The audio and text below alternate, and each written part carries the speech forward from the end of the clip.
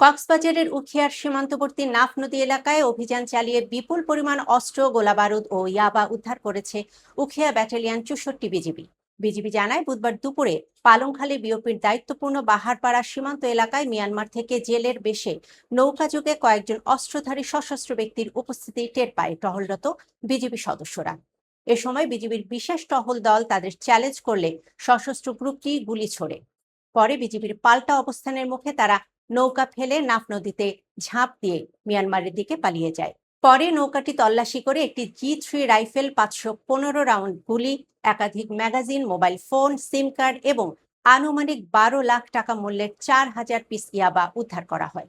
BGB সূত্রে জানা যায়, সম্প্রতি সীমান্ত এলাকায় ইয়াবা ছিনতাইয়ের ঘটনায় জড়িত একই সশস্ত্র দল এ ঘটনায় জড়িত থাকতে পারে।